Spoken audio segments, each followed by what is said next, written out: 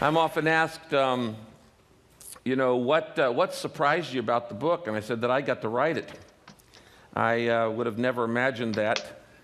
Not in my wildest dreams did I think, I don't even consider myself to be an author.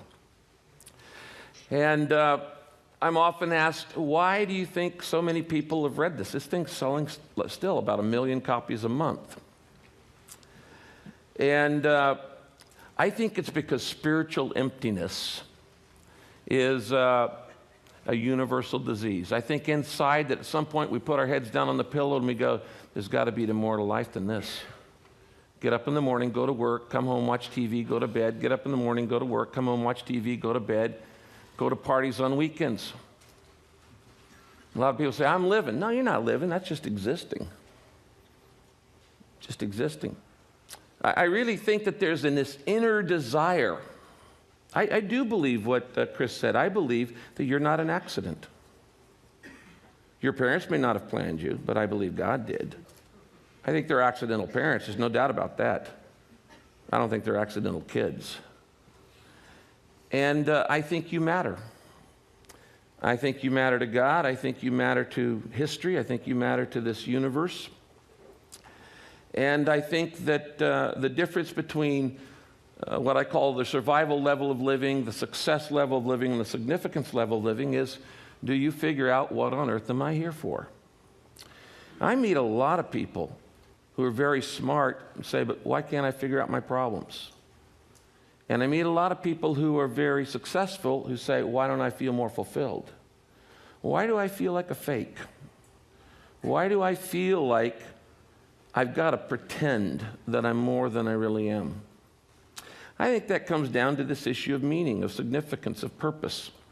I think it comes down to this issue of, why am I here? What am I here for? Where am I going? These are not religious issues. They're human issues. I wanted to tell Michael before he spoke that I really appreciate what he does because it makes my life work a whole lot easier. As a pastor, I do see a lot of kooks. And I have learned that there are kooks in every area of life. Religion doesn't have a monopoly on that, but there are plenty of religious kooks. There are secular kooks. There are smart kooks, dumb kooks. There are people. A lady came up to me the other day, and she had a white piece of paper. Michael, you'll like this one. And she said, what do you see in it? And I looked in, and I said, well, I don't see anything. And she goes, well, I see Jesus, and started crying and left. I'm going, okay, fine. Good for you. When the book became the best-selling book in the world for the last 3 years, I kind of had my little crisis. And that was, what is the purpose of this? Because it brought in enormous amounts of money. When you write the best-selling book in the world, it's tons and tons of money. And it brought in a lot of attention, neither of which I wanted. When I started Saddleback Church, I was 25 years old. I started it with one other family. And in 1980. And I decided that I was never going to go on TV because I didn't want to be a celebrity. I didn't want to be a, quote, evangelist, televangelist. That's not my thing. And all of a sudden it brought a lot of money and a lot of attention. I don't think, now this is a worldview, and I will tell you, everybody's got a worldview. Everybody's betting their life on something. You're betting your life on something. You just better know why you're betting what you're betting on. So everybody's betting their life on something. And when I made a bet, I happen to believe that Jesus was who he said he was. But everybody's got, and I believe in a pluralistic society, everybody's betting on something. And when I started the church, I had no plans to do what it's doing now. And then when I wrote this book, and all of a sudden it just took off. And I started saying, now what's the purpose of this? Because as I started to say, I don't think you're given money or fame for your own ego ever. I just don't believe that. And when you write a book that the first sentence of the book is, it's not about you, then when all of a sudden it becomes the best-selling book in history, you got to figure, well, I guess it's not about me. That's kind of a no-brainer. So what is it for? And I began to think about what I call the stewardship of affluence and the stewardship of influence. So I believe essentially leadership is stewardship. That if you are a leader in any area, in business, in politics, in sports, in art, in academics, in any area, you don't own it. You are a steward of it. For instance, that's why I believe in protecting the environment. This is not my planet. It wasn't mine before I was born. It's not going to be mine after I die. I'm just here for 80 years, and that's it. I was debating the other day on a talk show, and a guy was challenging me and go, what's a pastor doing on protecting the environment?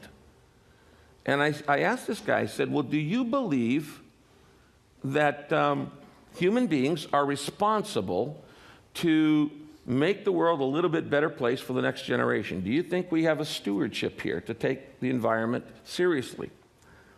And he said, no. I said, no, you don't. I said, let me make this clear again. Do you believe that as human beings, I'm not talking about religion, do you believe that as human beings it is our responsibility to take care of this planet and make it just a little bit better for the next generation? And he said, no, not any more than any other species. When he said the word species, he was revealing his worldview. And he was saying, I'm no more responsible to take care of this environment than a duck is. Well, now, I know a lot of times we act like ducks, but you're not a duck. You're not a duck. And you are responsible. That's my worldview. And so you need to understand what your world is, the worldview is. The problem is most people never really think it through. They never really codify it or qualify it or quantify it and say, this is what I believe and this is why I believe what I believe. I don't personally have enough faith to be an atheist. But you may. You may. Your worldview, though, does determine everything else in your life because it determines your decisions, it determines your relationships, it determines your level of confidence, it determines really everything in your life. What we believe, obviously, and you know this, determines our behavior, and our behavior determines what we become in life. So all of this money started pouring in, and all of this fame started pouring in, and I'm going, what do I do with this? My wife and I first made 5 decisions on what to do with the money. We said, first, we're not going to use it on ourselves. I didn't go out and buy a bigger house. I don't own a guest house. I still drive the same 4-year-old Ford that I've driven. We just said we're not going to use it on us. The second thing was I stopped taking a salary from the church that I pastor. Third thing is I added up all that the church had paid me over the last 25 years, and I gave it back. And I gave it back because I didn't want anybody thinking that I do what I do for money. I don't. In fact, personally, I've never met a priest or a pastor or a minister who does it for money. I know that's the stereotype. I've never met one of them. Believe me, there's a whole lot easier ways to make money. Pastors are like on 24 hours a day call. They're like doctors. I left late today. I'd hoped to be here yesterday because my father-in-law is in his last probably 48 hours before he dies of cancer. And I'm watching a guy who's lived his life. He's now in his mid-80s. And he's dying with peace. You know, the test of your worldview is not how you act in the good times. The test of your worldview is how you act at the funeral. And having been through literally hundreds, if not thousands of funerals, it makes a difference. It makes a difference what you believe. So we gave it all back. And then we set up 3 foundations working on some of the major problems of the world: illiteracy, poverty, pandemic diseases, particularly HIV/AIDS, and set up these 3 foundations and put the money into that. The last thing we did is we became what I call reverse tithers. And that is when my wife and I got married 30 years ago, we started tithing. Now that's a principle in the Bible that says give 10% of what you get back to charity. Give it away to help other people. So we started doing that, and each year we would raise our tithe 1%. So the first year of marriage, we went to 11%. The second year, we went to 12%. And the third year, we went to 13%, and on and on and on. Why did I do that? Because every time I give, it breaks the grip of materialism in my life. Materialism is all about getting. Get. Get all you can all you get, sit on the can and spoil the rest. It's all about more, having more. And we think that the good life is actually looking good. That's most important of all. Looking good, feeling good, and having the goods. But that's not the good life. I meet people all the time who have those, and they're not necessarily happy. If money actually made you happy, then the wealthiest people in the world would be the happiest. And that I know, personally I know, is not true. It's just not true. So the good life is not about looking good, feeling good, or having the goods. It's about being good and doing good. Giving your life away. Significance in life doesn't come from status, because you can always find somebody who's got more than you. It doesn't come from sex. It doesn't come from salary. It comes from serving. It is in giving our lives away we find meaning, we find significance. That's the way we were wired, I believe, by God. And so we began to give away, and now after 30 years, my wife and I are reverse tithers. We give away 90% and live on 10%. That actually was the easy part. The hard part is, what do I do with all this attention? Because I started getting all kinds of invitations. I just came off of a nearly month-long speaking tour on 3 different continents. And I won't go into that, but it was an amazing thing. And I'm going, what do I do with this notoriety that the book has brought? And being a pastor, I started reading the Bible. There's a chapter in the Bible called Psalm 72, and it's Solomon's prayer for more influence. When you read this prayer, it sounds incredibly selfish, self-centered. It sounds like he says, God, I want you to make me famous. That's what he prays. He said, I want you to make me famous. I want you to spread the fame of my name through every land. I want you to give me power. I want you to make me famous. I want you to give me influence. And it just sounds like the most egotistical request you could make if you were going to pray. Until you read the whole psalm, the whole chapter. And then he says, so that the king, he was the king of Israel at that time, at its apex in power, so that the king may care for the widow and orphan, support the oppressed, defend the defenseless, care for the sick, assist the poor, speak up for the foreigner, those in prison. Basically, he's talking about all the marginalized in society. And as I read that, I looked at it and I thought, you know, what this is saying is that the purpose of influence is to speak up for those who have no influence. The purpose of influence is not to build your ego or your net worth. And by the way, your net worth is not the same thing as your self-worth. Your value is not based on your valuables. It's based on a whole different set of things. And so the purpose of influence is to speak up for those who have no influence. And I had to admit, I can't think of the last time I thought of widows and orphans. They're not on my radar. I pastor a church in one of the most affluent areas of America. There are a bunch of gated communities. I have a church full of CEOs and scientists. And I could go 5 years and never, ever see a homeless person. They're just not in my pathway. Now they're 13 miles up the road in Santa Ana. So I had to say, okay, I will use whatever affluence and whatever influence I've got to help those who don't have either of those. You know, there's a story in the Bible about Moses. Whether you believe it's true or not really doesn't matter to me, but Moses, if you saw the movie The Ten Commandments, Moses goes out and there's this burning bush and God talks to him and God says, Moses, what's in your hand? I think that's one of the most important questions you'll ever be asked. What's in your hand? Moses says, it's a staff. It's a shepherd's staff. And God says, throw it down. And if you saw the movie, you know he throws it down and it becomes a snake. And then God says, pick it up. And he picks it back up again and it becomes a staff again. Now I'm reading this thing and I'm going, what is that all about? Okay, what's that all about? Well, I do know a couple things. Number one, God never does a miracle to show off. It's not just, wow, isn't that cool? And by the way, my God doesn't have to show up on cheese bread. And if God's going to show up, he's not going to show up on cheese bread. Okay?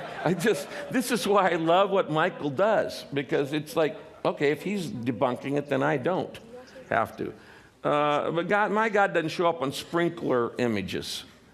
He got a few more powerful ways than that to do whatever he wants to do. But he doesn't do miracles just to show off. Second thing is, if God ever asks you a question, he already knows the answer.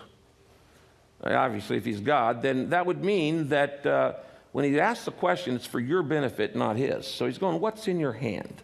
Now, what was in Moses' hand? Well, he was a shepherd's staff. Now, follow me on this.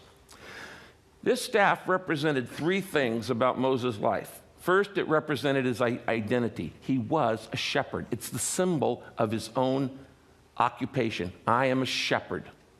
It's a symbol of his identity, his career, his job. Second, it's a symbol of not only his identity, it's a symbol of his income, because all of his assets are tied up in sheep. In those days, nobody had bank accounts or American Express cards or hedge funds. Your assets are tied up in your flocks. So it's a symbol of his identity, and it's a symbol of his income. And the third thing, it's a symbol of his influence. What do you do with a shepherd's staff? Well, you move sheep from point A to point B with it, by hook or by crook. You pull them or you poke them, one or the other. So he's saying, you're going to lay down your identity. What's in your hand? You've got identity, you've got income, you've got influence. What's in your hand? And he said, if you lay it down, I'll make it come alive. I'll do some things you could never imagine possible. And if you've watched that movie, 10 Commandments, all of those big miracles that happen in Egypt are done through this staff. Last year, I was invited to speak at NBA All-Stars game. And so I'm talking to the players, and because most of the NBA teams, NFL teams, and all the other teams have done this 40 Days of Purpose based on the book.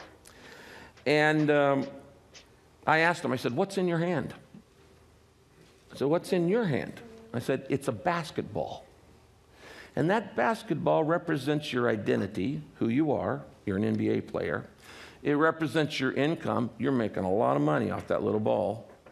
And it represents your influence. And even though you're only going to be in the NBA for a few years, you're going to be an NBA player the rest of your life. And that gives with you enormous influence. So what are you going to do with what you've been given? And I guess that's the main reason I came up here today to all of you very bright people at TED, is to say, what's in your hand? What do you have that you've been given? Talent, background, education, freedom, networks, opportunities, wealth, ideas, creativity. What are you doing with what you've been given? That to me is the primary question about life. That to me is what being purpose-driven is all about. In the book, I talk about how you're wired to do certain things. You're shaped with little acrostics: spiritual gifts, heart, ability, personality, and experiences. These things shape you. And if you want to know what you ought to be doing with your life, you need to look at your shape. What am I wired to do?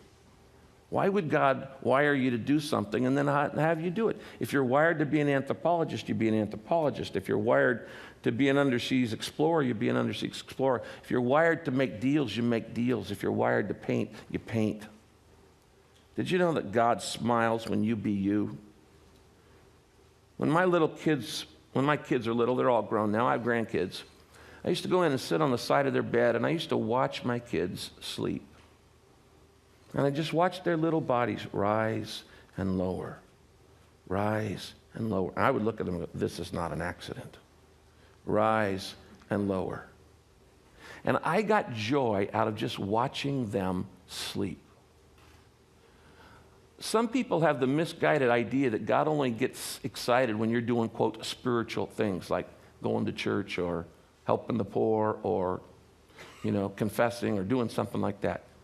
The bottom line is God gets pleasure watching you be you. Why? He made you.